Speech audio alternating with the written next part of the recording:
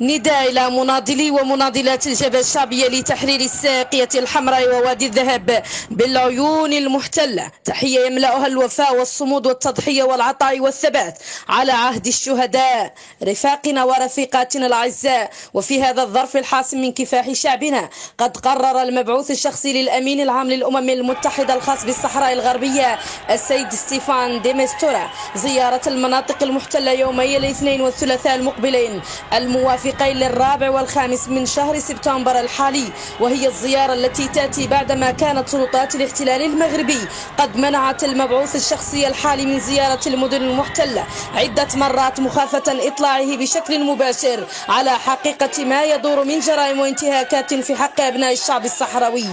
إن هذه الزيارة وظرفيتها ودوافعها والتي تتزامن مع استشهاد مجموعة من خيرة أبناء الشعب الصحراوي قدموا أرواحهم على درب وعهد من سبقهم من الشهداء الأبرار من أجل أن نحيا نحن أحرارا وبكرامة على وطننا الحبيب. لندعوكم جميعا ويدعون الوطن لأن نكون في مستوى الأمانة التي على أعناقنا والمسؤولية اتجاه شعبنا الأبي وقضيتنا المقدسة وشهدائنا العظام، وذلك من خلال النزول إلى الشوارع والتظاهر رفضا لوجود وسياسات الاحتلال المغربي والمشاركة الفعالة في الوقفة التي تقررت تحت عنوان الحرية والاستقلال للشعب الصحراوي، والتي ستكون على الساعة 7 مساء من يوم الاثنين القادم 4 سبتمبر 2023 بشارع السمارة بالعيون المحتلة. إما أن نعيش عظاما فوق أرضنا أو ندفن عظاما تحتها، والمجد للشهداء والخزي للجبناء والعملاء.